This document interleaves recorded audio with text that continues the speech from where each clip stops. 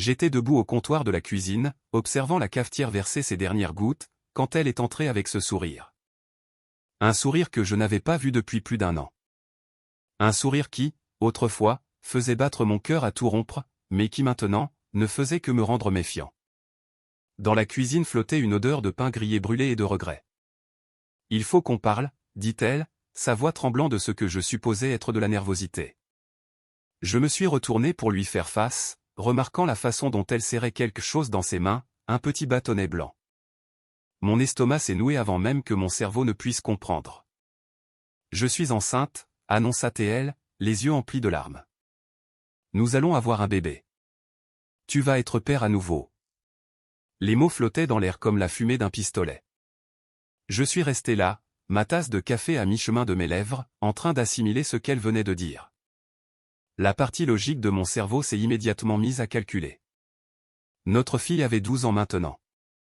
La dernière fois que nous avions eu une relation intime, c'était. J'ai compté à rebours. 4 mois. Non, plutôt 5. Dis quelque chose, a-t-elle plaidé en s'approchant. Tu n'es pas heureux? Je sais que nous avons nos problèmes, mais ça pourrait être un nouveau départ pour nous. Une chance de nous souvenir pourquoi nous sommes tombés amoureux. J'ai posé la tasse avec précaution, m'accordant un peu de temps. Son parfum m'est parvenu. Quelque chose de nouveau, de cher. Quand avait-elle commencé à le porter? J'ai étudié son visage, à la recherche de signes de tromperie. Mais elle avait toujours été douée pour ça. 16 ans de mariage me l'avaient appris. C'est inattendu, ai-je réussi à dire, ma voix stable malgré le chaos dans mon esprit. Je sais, s'est-elle exclamée avec enthousiasme, se rapprochant encore. Je n'y croyais pas non plus. J'ai fait 3 tests, tous positifs. J'ai un rendez-vous chez le médecin la semaine prochaine pour tout confirmer. Elle a tendu la main vers la mienne et je l'ai laissé la prendre, sentant la fraîcheur de ses doigts contre les miens. Quand nous étions-nous tenus la main pour la dernière fois? Quand m'avait-elle regardé avec autre chose que de l'irritation ou de l'indifférence? J'ai déjà commencé à penser à des prénoms, a-t-elle continué, ces mots sortant de plus en plus vite, et nous devrons transformer la chambre d'amis en chambre de bébé. Oh, et j'ai déjà appelé ma mère. Elle est ravie. Elle a toujours voulu que nous ayons un autre enfant. Bien sûr, elle avait d'abord appelé sa mère, sans en discuter avec moi en privé, sans même considérer ce que je pourrais ressentir, mais s'était empressée de diffuser une nouvelle qui ne pouvait tout simplement pas être vraie. Sauf si. Tu en es à combien de semaines? Ai-je demandé, en gardant un ton neutre. Le test ne le dit pas exactement, mais d'après mon cycle, probablement 6 ou 7 semaines. 6 ou 7 semaines. J'ai refait le calcul mentalement, avec soin. Nous avions eu cette dispute à propos de ses dépenses début mai. Elle avait dormi dans la chambre d'amis pendant 1 semaine. Puis il y a eu le mariage de sa sœur en juin, où elle m'avait à peine adressé la parole. Juillet avait été pire. Elle s'était inscrite à cette nouvelle salle de sport et avait soudainement des activités le soir, 3 fois par semaine.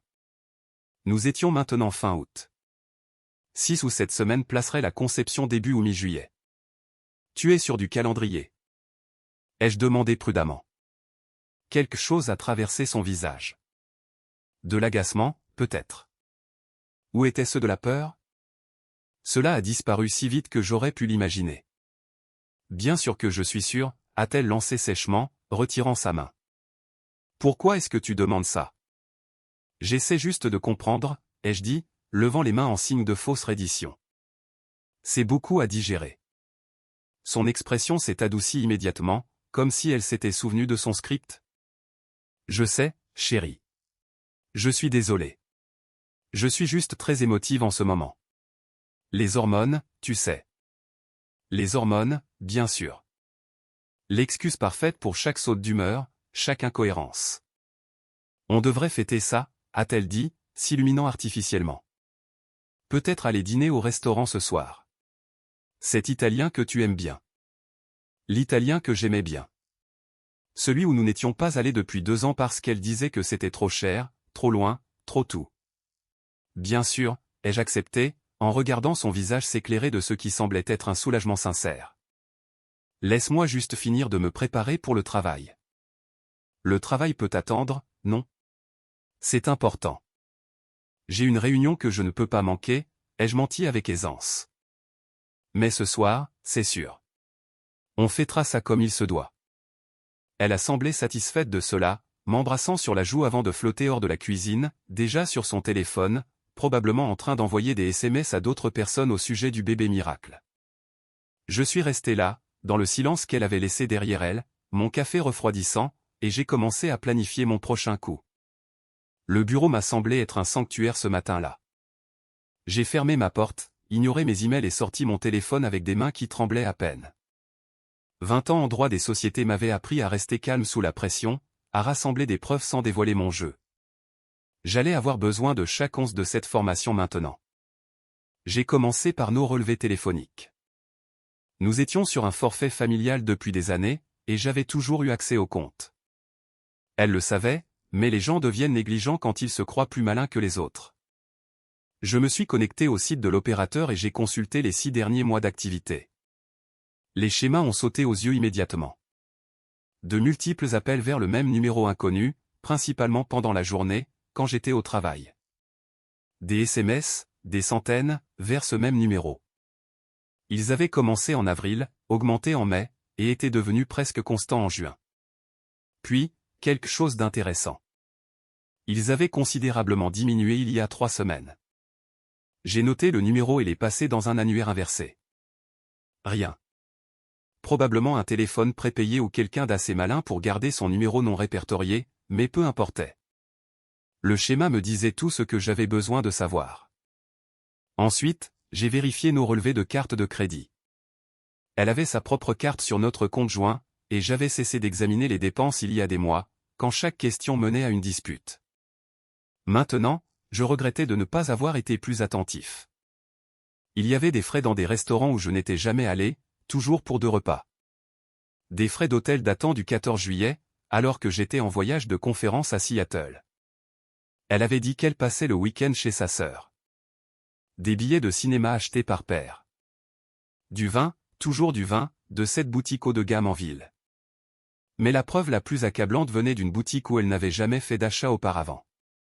3 achats au cours des 2 derniers mois, pour un total de plus de $2000. De la lingerie, d'après le code du commerçant. J'ai pensé à son tiroir de commode, aux sous-vêtements en coton pratique qu'elle portait depuis des années. Où était cette lingerie coûteuse? Certainement pas dans notre chambre. Je me suis adossé à ma chaise, le cuir grinçant, et j'ai fixé les chiffres sur mon écran. Ce n'était pas juste une liaison. C'était une tromperie systématique, qui se déroulait depuis des mois, alors que j'étais trop fatigué, trop occupé, trop complaisant pour le remarquer. Mon assistant juridique a frappé à la porte, brisant ma concentration. Votre rendez-vous de 10 heures est là. Donnez-moi 5 minutes, ai-je répondu. Je devais penser stratégiquement. La confronter maintenant serait émotionnellement satisfaisant, mais juridiquement stupide. Nous vivions dans un état où l'adultère comptait encore dans les procédures de divorce, surtout en ce qui concerne la répartition des biens. Mais plus que cela, j'avais besoin d'une preuve absolue que l'enfant n'était pas le mien. Sans cela, toute accusation ressemblerait à de la jalousie paranoïaque. J'ai ouvert une fenêtre de navigation privée et j'ai fait des recherches sur les tests de paternité. Il existait désormais des options prénatales, non invasives, qui ne nécessitaient qu'un échantillon de sang de la mère. Il pouvait être fait dès 7 semaines, mais la convaincre d'accepter susciterait des soupçons immédiats. Non, je devais attendre la naissance du bébé. Cela signifiait des mois de simulation, des mois à jouer le jeu de sa mascarade. En serais-je capable? Pourrais-je regarder son ventre s'arrondir, assister aux rendez-vous médicaux, et préparer une chambre pour un enfant qui n'était pas le mien? Mon téléphone a vibré. Un SMS d'elle.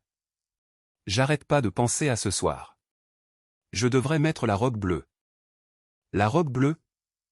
Celle qu'elle avait achetée l'année dernière et portée une seule fois, prétendant qu'elle la grossissait. Je lui avais dit qu'elle était magnifique, mais elle s'était changée quand même. J'ai répondu, parfait. 7 heures. 3 points sont apparus, ont disparu, sont réapparus. Plutôt 8 heures. J'ai un rendez-vous chez le coiffeur à 5 heures. Un rendez-vous chez le coiffeur qu'elle n'avait pas mentionné ce matin. Je l'ai ajouté à la liste mentale des choses qui ne collaient pas. Le reste de la journée s'est écoulé dans un flot de réunions dont je me souviens à peine. Mon esprit revenait sans cesse aux mêmes questions. Qui était-il? Depuis combien de temps cela durait-il vraiment? Notre fille était-elle au courant? Sarah. Mon Dieu, je n'avais même pas pensé à la façon dont cela affecterait Sarah. Elle était à cet âge où tout est déjà déroutant et dramatique.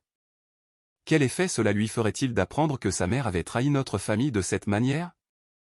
À 15h30, j'ai appelé un vieil ami de la fac de droit, spécialisé en droit de la famille.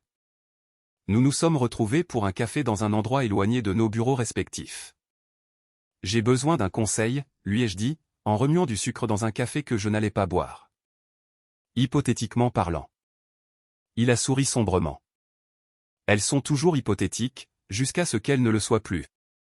Qu'est-ce qui se passe? Je lui ai tout exposé. La grossesse, le calendrier, les preuves que j'avais trouvées. Il a écouté sans m'interrompre, son expression devenant de plus en plus sérieuse. Hypothétiquement parlant, a-t-il dit quand j'ai eu fini, ton ami devrait tout documenter. Les relevés téléphoniques, les relevés de carte de crédit, tout comportement inhabituel. Mais il devrait agir normalement, voire se montrer encourageant. Laisser croire qu'il a complètement gobé l'histoire.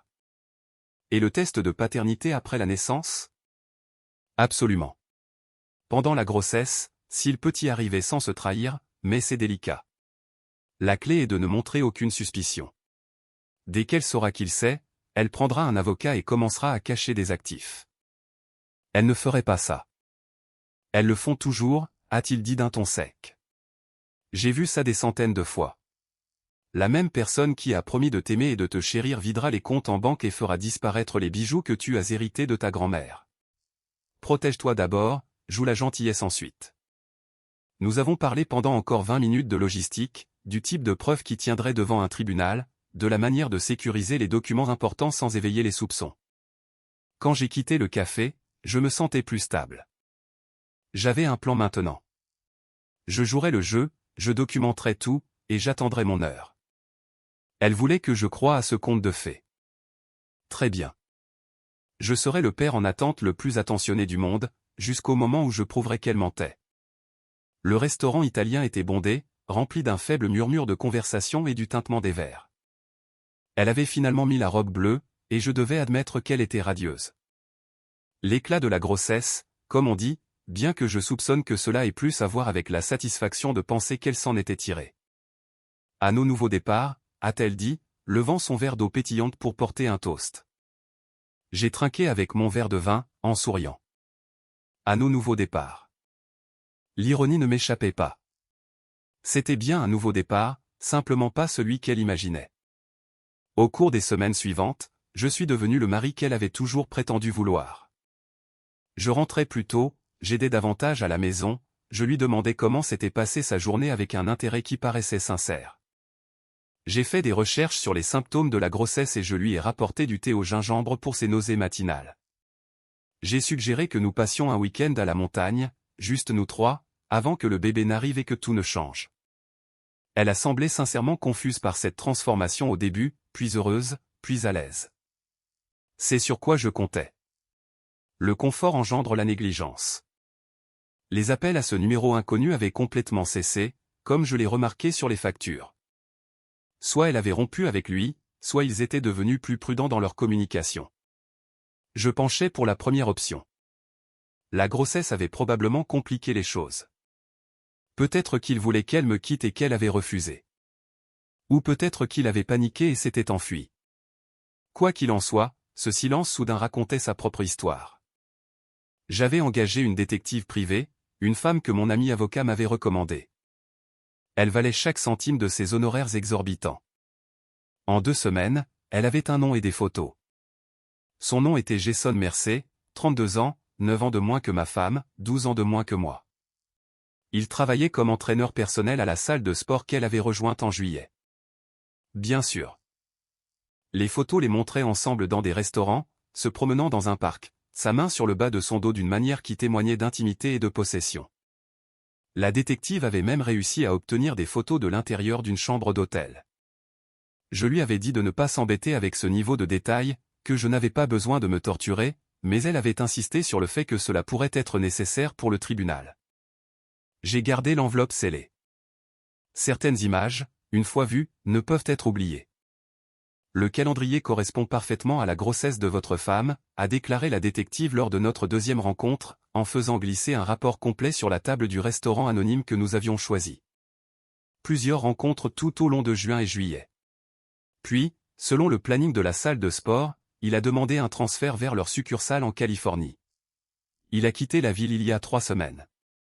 Il y a 3 semaines, à peu près au moment où les appels ont cessé. Il s'était donc enfui. Il lui avait probablement dit qu'il ne voulait rien avoir à faire avec le bébé, qu'elle devait le faire passer pour le problème de son mari. Il y a autre chose, a poursuivi la détective, en sortant une autre série de photos. Elle a rencontré un avocat il y a 4 mois. Voici l'immeuble, la date, et j'ai trouvé le nom sur l'annuaire. Un avocat spécialisé en divorce, avec une réputation assez agressive. Elle avait donc planifié sa sortie avant que la grossesse ne complique les choses. Avait-elle l'intention de me quitter pour lui, ou s'agissait-il toujours d'obtenir le meilleur résultat financier, la liaison n'étant qu'un bonus? Bon travail, ai-je dit, en rassemblant les documents. Envoyez-moi votre facture finale. Vous voulez que j'arrête la surveillance? Pour l'instant. Je vous contacterai si j'ai besoin d'autre chose. À la maison, je jouais mon rôle à la perfection. Je suis allé au premier rendez-vous d'échographie, lui tenant la main pendant que la technicienne montrait la petite forme sur l'écran. 8 semaines, ont-ils dit, pile dans le calendrier qu'elle m'avait donné. J'ai posé des questions appropriées, j'ai ramené les photos granuleuses à la maison, et j'ai même suggéré que nous les partagions avec nos amis. Tu es sûr, a-t-elle demandé, semblant surprise. Je pensais que tu voudrais attendre la fin du premier trimestre, tu sais, au cas où quelque chose arriverait. Pourquoi attendre? Ai-je dit. Je suis excité, pas toi. Quelque chose a de nouveau vacillé dans ses yeux. Ce même regard que dans la cuisine.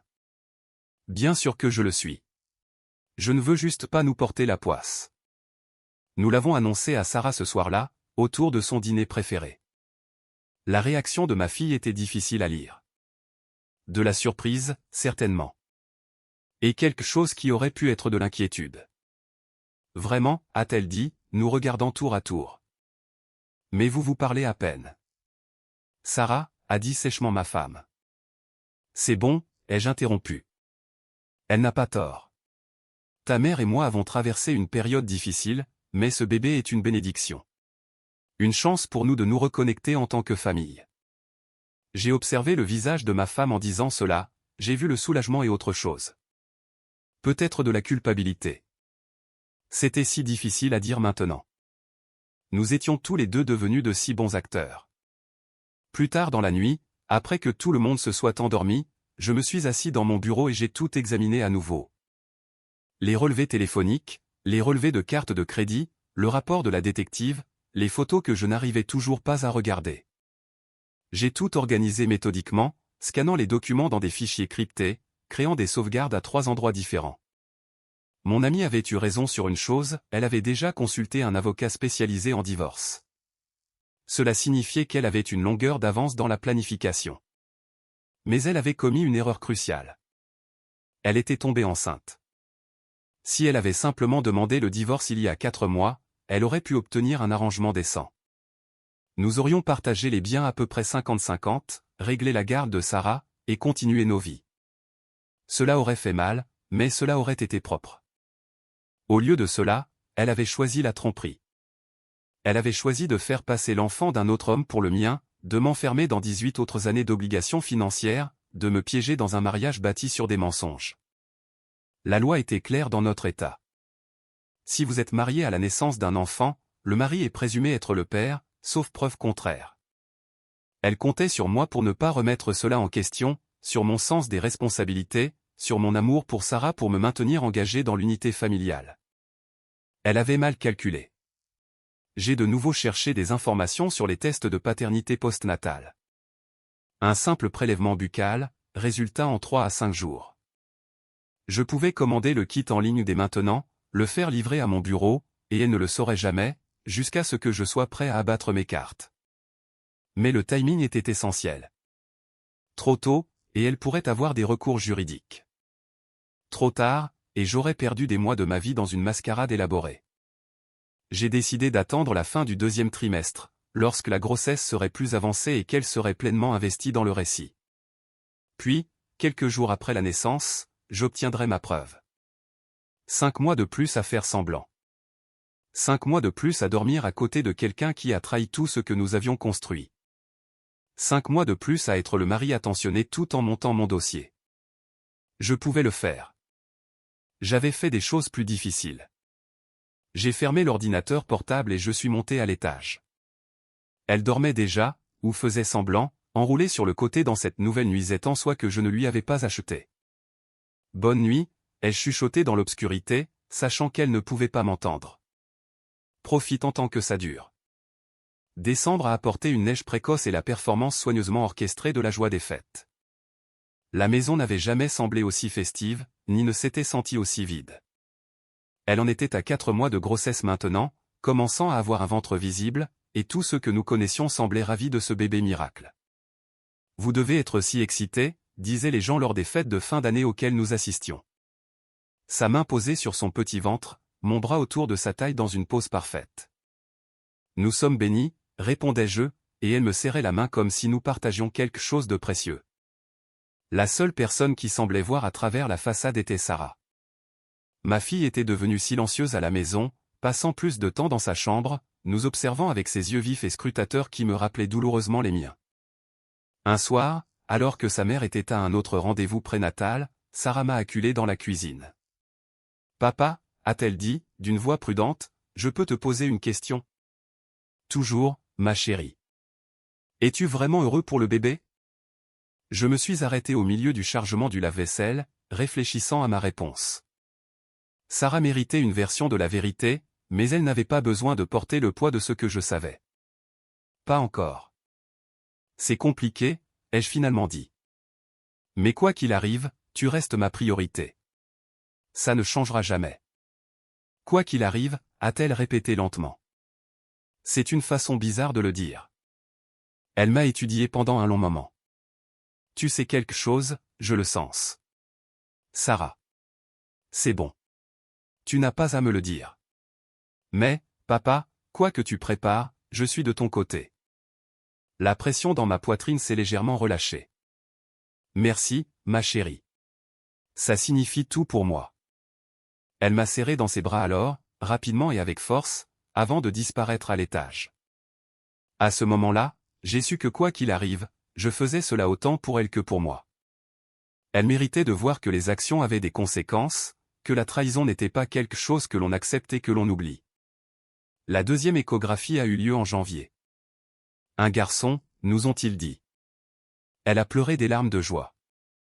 Je l'ai tenue dans mes bras et j'ai fait des bruits appropriés, tout en calculant mentalement comment cela affecterait les paiements de pension alimentaire si, et quand, la vérité éclaterait. Elle voulait commencer la chambre de bébé immédiatement. J'ai accepté, me portant même volontaire pour la peindre moi-même. Nous avons choisi un bleu doux. Acheté des meubles à assembler. Accroché des rideaux couverts de nuages de dessins animés. Chaque coup de pinceau me semblait être une preuve que je créais. Une preuve de mes efforts de bonne foi pour accepter cet enfant comme le mien. Sa famille nous a rendu visite pendant une semaine. Sa mère s'occupant d'elle constamment. Son père me lançant ses regards entendus qui disaient « Bienvenue dans le chaos d'un autre bébé ». J'ai souri, j'ai hoché la tête, et j'ai fait semblant que leur joie ne me rendait pas malade. Mais c'est la nuit après leur départ que tout a failli s'effondrer. Je suis rentré du travail pour la trouver en larmes dans la chambre du bébé, assise par terre sous le mobile que nous venions d'accrocher. Et, ai-je dit, en m'asseyant à côté d'elle. Qu'est-ce qui ne va pas? Je suis une personne horrible, a-t-elle dit, les mots sortant entre deux sanglots. Mon pouls s'est accéléré. Était-ce le moment? Allait-elle enfin avouer? Pourquoi dis-tu ça? Je n'ai pas été une bonne épouse pour toi depuis des mois, peut-être plus longtemps. Et tu as été si merveilleux depuis que tu as appris pour le bébé, et j'ai juste l'impression de ne pas le mériter. J'ai passé mon bras autour de ses épaules, la sentant trembler. Tous les mariages traversent des périodes difficiles. C'est plus que ça. Elle s'est écartée, me regardant avec des yeux rougis. J'ai été distante. J'ai été cruelle parfois, et tu as tout encaissé. Et maintenant, tu es si attentionnée et je. Elle s'est interrompue, et j'ai attendu, retenant à peine mon souffle. Je dois être meilleure, a-t-elle terminé.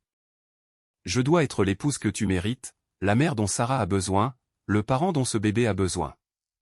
Pas une confession, juste de la culpabilité. Probablement provoquée par les hormones et le poids de maintenir ses mensonges.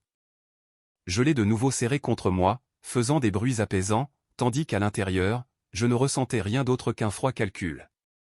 Nous faisons tous des erreurs, ai-je dit. Ce qui compte, c'est que nous soyons là maintenant, ensemble, à construire quelque chose de bien. L'ironie de ces mots venant de moi aurait dû être drôle. Au lieu de cela, il semblait juste être une autre couche de tromperie dans une maison bâtie sur rien d'autre que des mensonges. Février et mars sont passés dans un tourbillon de préparatifs. La chambre de bébé était terminée. Le sac pour l'hôpital était prêt. Nous avions choisi un prénom, Daniel, d'après son grand-père. Je me demandais si elle avait dit au vrai père comment elle prévoyait d'appeler son fils. La détective m'a envoyé une dernière mise à jour à la mi-mars. Jason Mercer s'était fiancé à quelqu'un en Californie. La nouvelle était accompagnée de photos du couple heureux. Lui, l'air bronzé et insouciant, complètement libéré des conséquences qu'il avait laissées derrière lui. J'ai étudié son visage, cet homme qui avait aidé à détruire mon mariage sans même avoir le courage de rester. Il avait l'air jeune, stupide, et complètement inconscient que ses actions étaient sur le point de le rattraper sous forme de paiement de pension alimentaire. Car cela allait faire partie de mon plan, aussi. Une fois la paternité établie, je m'assurerais qu'il paie sa part. Non pas parce que j'avais besoin de l'argent, mais parce que toutes les personnes impliquées devaient faire face à ce qu'elles avaient fait. La date d'accouchement était prévue pour début avril. Alors que nous entrions dans les dernières semaines, j'ai commandé le kit de test de paternité et l'ai fait livrer à mon bureau. Il est resté dans le tiroir de mon bureau, en attente, pendant que je maintenais l'apparence d'un futur père excité. « Tu as peur ?» m'a-t-elle demandé un soir, sa main sur son ventre arrondi. De l'accouchement, de tout ce qui va changer à nouveau. Terrifié, ai-je admis. Et c'était la chose la plus honnête que je lui avais dite depuis des mois. Moi aussi, a-t-elle murmuré. Mais on va traverser ça ensemble, n'est-ce pas? Oui, ai-je dit, et je lui ai embrassé le front, me demandant si elle pouvait sentir le mensonge dans ce simple geste. 3 semaines avant sa date d'accouchement. 3 semaines avant que je ne sache avec certitude, au-delà de tout doute, que tout ce que je soupçonnais était vrai. 3 semaines avant de pouvoir enfin arrêter de faire semblant. J'avais déjà attendu 6 mois. Je pouvais bien attendre 3 semaines de plus. La ligne d'arrivée était en vue. L'appel est arrivé à 2 heures du matin le 7 avril, 3 jours avant la date prévue. J'étais déjà réveillé de toute façon, allongé dans mon lit, repassant mes plans pour la 100e fois, quand elle m'a attrapé le bras. C'est le moment, a-t-elle dit, sa voix tendue par la douleur. Le trajet jusqu'à l'hôpital était surréaliste. Elle respirant à travers les contractions, moi vérifiant les rétroviseurs et respectant scrupuleusement la limitation de vitesse. Tous deux jouant nos rôles une dernière fois. Dans la salle d'accouchement, je lui ai tenu la main, je lui ai dit qu'elle se débrouillait très bien, j'ai coupé le cordon quand le moment est venu. Daniel est arrivé à 6h47 du matin, pesant 7 livres et 3 onces. Il avait les cheveux foncés, selon les infirmières, d'excellents poumons. Ma femme a pleuré de soulagement et d'épuisement. J'ai tenu le bébé et je n'ai rien ressenti d'autre que le poids de ce qui allait suivre. Il est magnifique, a-t-elle dit en tendant les bras vers lui. Il te ressemble comme 2 gouttes d'eau sur tes photos de bébé. Ce n'était pas le cas, mais je ne l'ai pas corrigé. Laisse-lui ces dernières heures de croyance que son plan avait fonctionné. Le kit de test de paternité était dans la poche de ma veste. J'avais étudié la procédure de manière obsessionnelle. Tout ce dont j'avais besoin, c'était d'un simple prélèvement buccal sur le bébé. Assez facile à obtenir pendant l'une des dizaines de fois où les infirmières et les médecins le manipulaient. Quant à moi, j'avais déjà soumis mon propre échantillon au laboratoire. Traitement accéléré, payé en totalité. J'ai attendu qu'elle s'endorme, se remettant de la péridurale et du traumatisme de l'accouchement. Le bébé était à la nurserie, en observation. Procédure standard. J'y suis allé avec ma veste, j'ai salué l'infirmière et j'ai demandé si je pouvais avoir un moment seul avec mon fils. Bien sûr, a-t-elle dit en souriant. Appuyez simplement sur le bouton si vous avez besoin de quoi que ce soit. Le prélèvement a pris 5 secondes. Je l'ai scellé dans le récipient fourni, l'ai étiqueté avec soin et l'ai glissé de nouveau dans ma poche. D'ici demain après-midi, j'aurai la confirmation de ce que je savais déjà. J'ai baissé les yeux sur le nourrisson endormi, cette petite personne qui existait à cause de la trahison de quelqu'un d'autre. Je suis désolé, ai-je murmuré. Rien de tout cela n'est de ta faute. Les 30 heures suivantes ont peut-être été les plus difficiles de toute ma vie. La famille est venue en visite, ses parents, sa sœur, mes propres parents qui avaient fait la route depuis un autre état. Tout le monde s'extasiait devant le bébé, nous félicitait, parlait de ressemblances familiales qui n'existaient pas. Sarah tenait son nouveau frère avec une réticence évidente, me lançant des regards significatifs quand sa mère ne regardait pas. J'ai joué le père fier à la perfection. J'ai pris des photos, envoyé des faire-part, mis à jour les réseaux sociaux. J'ai appelé mon bureau et organisé mon congé de paternité. J'ai fait tout ce qu'un homme fait à la naissance de son enfant. L'email du laboratoire est arrivé à 14h17 le lendemain, alors que j'étais à la cafétéria de l'hôpital. Je fixais mon téléphone depuis 1 heure, sursautant à chaque vibration. L'objet du message disait « Résultat de test disponible ». Je ne l'ai pas ouvert immédiatement. Au lieu de cela, je suis resté assis là, tenant mon téléphone, sentant le poids du moment. Une fois que j'aurais ouvert cet email, tout changerait. Il n'y aurait pas de retour en arrière, pas de faux semblants, plus d'attente.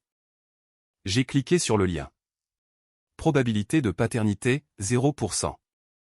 4 mots qui confirmaient tout. Pas mon enfant, pas ma responsabilité, pas mon problème.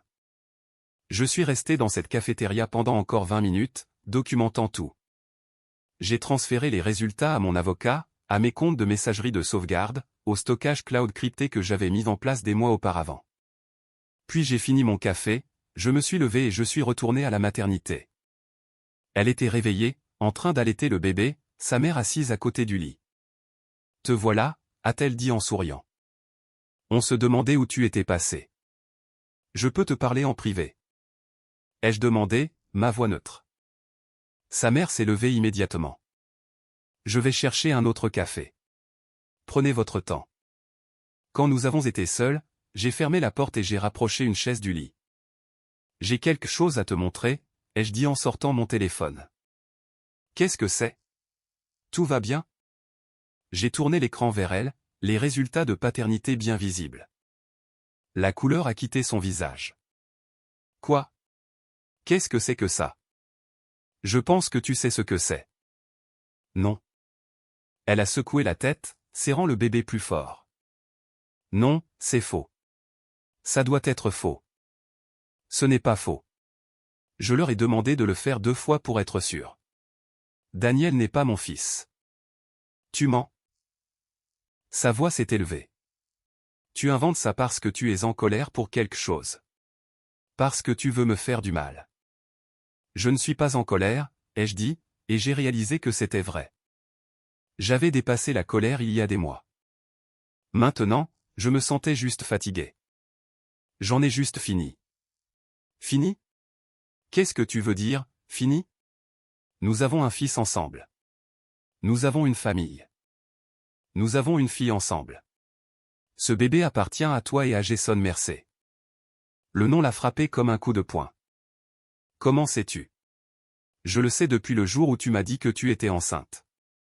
Le calcul ne collait pas. Nous n'avons pas eu de relation intime depuis mars de l'année dernière. Ce n'est pas vrai.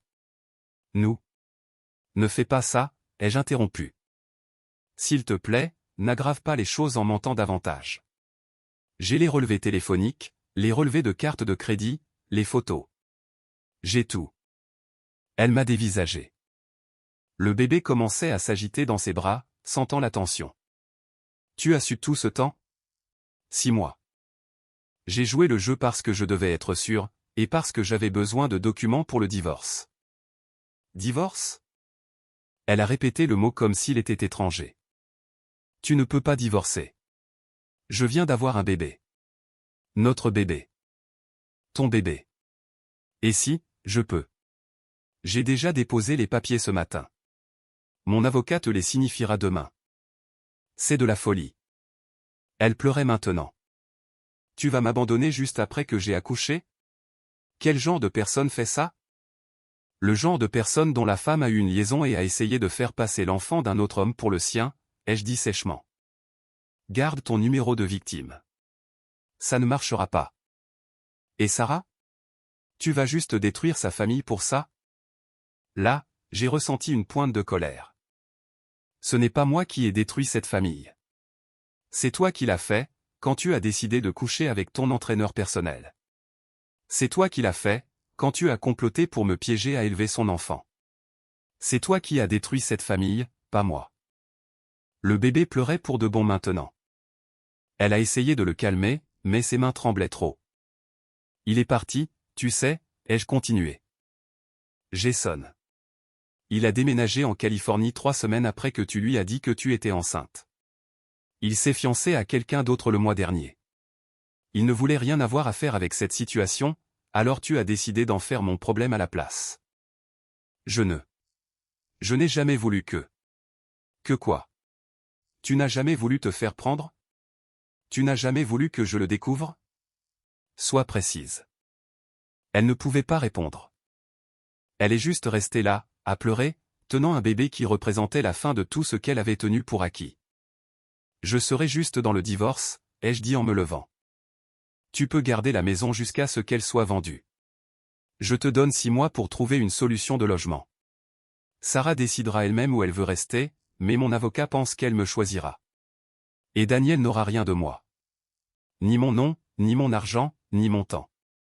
Mais ne t'inquiète pas, j'ai déjà engagé un avocat pour poursuivre Jason pour la pension alimentaire. Il paiera sa part, qu'il le veuille ou non.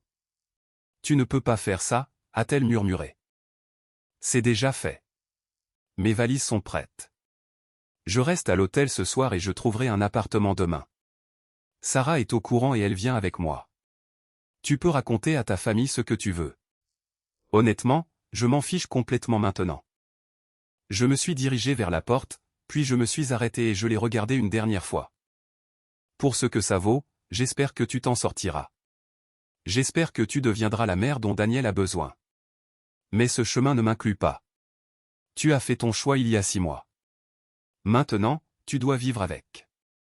Je suis sorti de cette chambre d'hôpital et je n'ai pas regardé en arrière. Dans le couloir, j'ai croisé sa mère qui revenait avec du café et j'ai continué à marcher. Laisse-la gérer les conséquences. Laisse-les tous gérer. Sarah attendait sur le parking, assise dans ma voiture, ses valises déjà faites. Elle savait que ça allait arriver. Elle était prête. C'est fait, a-t-elle demandé alors que je prenais le volant. C'est fait. Bien. Elle a tendu la main et a serré la mienne. Rentrons à la maison. J'ai démarré la voiture et nous nous sommes éloignés de l'hôpital, des mensonges, de la performance élaborée qui avait défini les 6 derniers mois de ma vie. Ce serait compliqué. Le divorce serait conflictuel malgré mes promesses d'équité. Sa famille me détesterait, répandrait sa version des événements. Certaines personnes croiraient que j'étais le méchant de l'histoire, abandonnant une femme et un nouveau-né. Mais j'avais la vérité de mon côté, documentée et irréfutable. Et j'avais Sarah, qui avait vu clair dans la supercherie avant même que je ne la confirme. Et j'avais ma dignité, que j'avais réussi à conserver même en jouant le jeu du plus grand mensonge de ma vie. 3 mois plus tard, le divorce était finalisé. La maison s'est vendue rapidement, et j'ai acheté un logement plus petit, plus près de l'école de Sarah. Elle s'est épanouie sans la tension constante qui avait rempli notre maison, ses notes s'améliorant, son sourire plus sincère. J'ai appris par des connaissances communes qu'elle avait emménagé chez ses parents, que Jason avait été condamné à payer une pension alimentaire après un test de paternité qu'il avait tenté de contester, et qu'elle avait dû trouver un travail pour la première fois en 12 ans. Je n'ai rien ressenti en entendant ces nouvelles. Ni satisfaction, ni justification, ni même pitié. Juste le soulagement tranquille d'avoir fermé un chapitre qui aurait dû se terminer bien plus tôt. Le jour où le divorce a été finalisé, Sarah et moi sommes allés dîner dans ce restaurant italien. Celui que j'aimais vraiment, pas seulement celui que je prétendais aimer pour célébrer un mensonge. À nos nouveaux départs, ai-je dit en levant mon verre. Sarah a trinqué avec moi. À la vérité, a-t-elle corrigé. Et au fait de ne pas laisser les gens nous prendre pour des idiots. J'ai souri. Ah ça. Nous avons mangé un bon repas, ri à de mauvaises blagues, et sommes rentrés à la maison, vers notre nouvelle vie. Plus petite, peut-être, mais construite sur quelque chose de solide. La vérité, j'avais appris, pouvait tout détruire, mais les mensonges détruisent tout.